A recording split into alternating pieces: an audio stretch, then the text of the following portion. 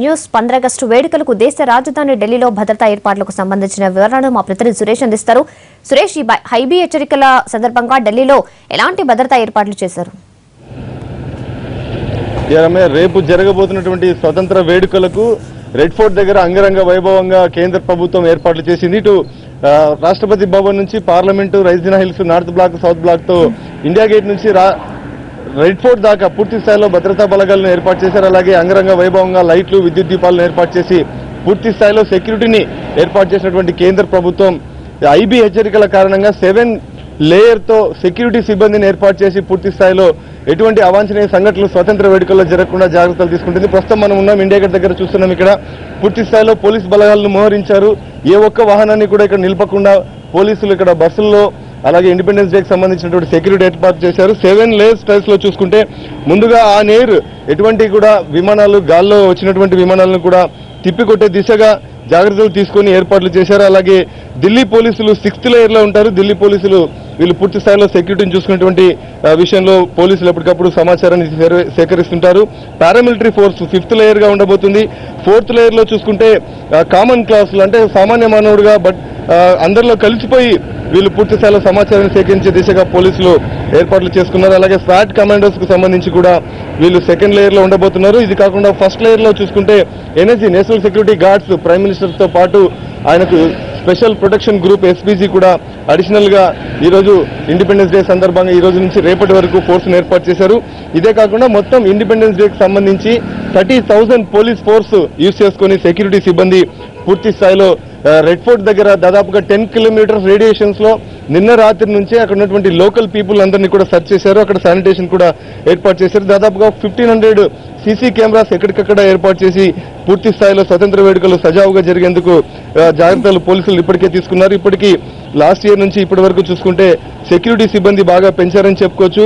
దాదాపు 25 నిమిషాల పాటు మాట్లాడేటువంటి ప్రధాని నరేంద్ర మోడీ స్పీచ్ లో చూసుకుంటే కూడా 7 రేస్ కోర్స్ నుంచి బయలుదేరిన తర్వాత రేపు ఇండిపెండెన్స్ డేలో ముఖ్యంగా కామన్ మ్యాన్, ఫార్మర్స్, అలాగే రూరల్ డెవలప్మెంట్ ఏరియా, ఈ సెక్యూరిటీకి సంబంధించి టెర్రరిజం, దీంతో పాటు గర్ల్ చైల్డ్ ఎడ్యుకేషన్ విషయంపైన ప్రధానంగా రేపు నరేంద్ర మోడీ స్పీచ్ ఉండబోతుంది. ఇవాళ రాత్రి 7 గంటలకు రాష్ట్రపతి ప్రణబ్ ముఖర్జీ స్వతంత్ర వేడుకలను ఉద్దేశించి ప్రసంగించబోతున్నారు. ఈ 7 లేయర్ స్టైల్స్ లో చూసుకుంటే దాదాపుగా రెడ్ ఫోర్ట్ పరిసర ప్రాంతాల్లో షూట్ అండ్ సైట్ ఆర్డర్స్ కూడా కేంద్ర ప్రభుత్వం ఇచ్చింది. షూట్ అండ్ సైట్ ఆర్డర్స్ ఎప్పటికప్పుడు ఈ పార్లమెంట్ నుంచి రెడ్ ఫోర్ట్ వెళ్లేటువంటి దారిలో ఎటువంటి అవాంఛనీయ సంఘటనలు జరిగినా, రెడ్ ఫోర్ట్ సమీపంలో కూడా ఎటువంటి అనుమానాస్పద వ్యక్తులు కనపడినా షూట్ అండ్ సైట్ ఆర్డర్ ఇస్తూ కూడా కేంద్ర ప్రభుత్వం నిర్ణయాలు తీసుకుంది. ఇదే కాకుండా బార్డర్ కు సంబంధించినటువంటి ప్లేసెస్ లో చూసుకుంటే 12 గంటల నుంచి ఈ రోజు 12 గంటల నుంచి రేపు మధ్యాహ్నం 2 గంటల వరకు బార్డర్స్ ను మొత్తం సీల్ చేయబోతున్నారు. ఇంటర్ టెర్మినల్ బస్సులకు సంబంధించి కూడా రాకపోకలను పూర్తిగా బంద్ చేశారు.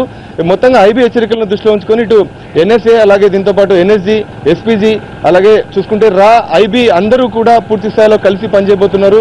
ఆర్మీ, నేవీ, ఎయిర్ ఫోర్స్ కు సంబంధించి వీరందరూ కూడా ఎప్పటికప్పుడు ఈ ఇండిపెండెన్స్ డేకి సంబంధించినటువంటి విషయాల్లో సమాచారాన్ని షేర్ చేసుకొని ఇండిపెండెన్స్ డే సెలబ్రేషన్స్ సజావుగా జరిగేందుకు ప్రయత్నాలు చేస్తున్నారు. ఈ రోజు కూడా పూంచ్ సెక్టార్ లో పాకిస్తాన్ కి సంబంధించినటువంటి ఉగ్రవాదులు మరొకసారి కాల్పులు జరిగినటువంటి సందర్భాన్ని మనం చెప్పుకోవచ్చు. దీన్ని దృష్టిలో ఉంచుకుని బార్డర్ దగ్గర ముఖ్యంగా ఇండిపెండెన్స్ డే కానీ, రిపబ్లిక్ డే కానీ ఇండియాకు సంబంధించి ఇటు పాక్ కు సంబంధించినటువంటి సైనికులు స్వీట్లు పంచుకున్నటువంటి సంఘటన గతంలో చూసాం. అయితే ఈ ఏడాది మాత్రం ఇండో పాక్ బార్డర్ సంబంధించి ఇటు వాగా చూసుకున్న, జమ్మూ కాశ్మీర్ లో చూసుకున్న, రాజస్థాన్ లో కానీ మొత్తంగా స్వీట్స్ పంచుకునే విషయాన్ని కూడా ఈసారి అధికారులు నిషేధించడం జరిగింది.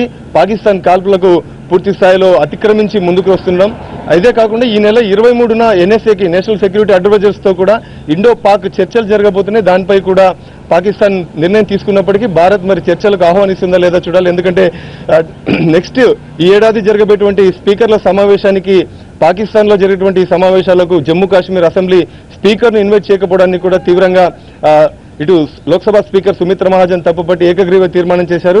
జమ్మూ కాశ్మీర్ స్పీకర్ ను పిలవకపోతే వెళ్లేదే లేదని చెప్పి స్పష్టం చేశారు. కాబట్టి ఇండో పాక్ సంబంధించినటువంటి విషయాన్ని పక్కకు పెడితే ఐఎస్ఐఎస్ కూడా దృష్టి సారించింది. దీన్ని దృష్టిలో ఉంచుకుని ఇండిపెండెన్స్ డేకు 7 లేయర్స్ టైప్ సెక్యూరిటీని ఏర్పాటు చేస్తూ కేంద్ర ప్రభుత్వం నిర్ణయాలు తీసుకుంది. నిన్న నుంచే పూర్తి స్థాయిలో రెడ్ ఫోర్ట్ ఏరియాను ఢిల్లీ పోలీసులతో పాటు ఎన్ఎస్జీ, అలాగే SPG, army force, paramilitary forces కూడా పూర్తి స్థాయిలో అక్కడ ఎక్కడికక్కడ భద్రతా బలగాలను మోహరించి స్థానికంగా ఉన్నటువంటి వారిని కూడా వెరిఫికేషన్ చేసి రెడ్ ఫోర్ట్కి వచ్చేటువంటి పోలీస్ సిబ్బందికి కూడా స్పెషల్ ట్యాగ్లు, వాళ్ళకు స్పెషల్గా వెళ్ళేటువంటి వారికి వెపన్స్, వాళ్ళ ఐడెంటిటీని, వాళ్ళకి అలాగే ఐడి కార్డును స్పెషల్గా వాళ్ళకి ఇవ్వడం జరుగుతుంది. అలాగే ట్యాక్స్ సంబంధించి కూడా ప్రత్యేక జాగ్రత్తలు తీసుకున్నారు.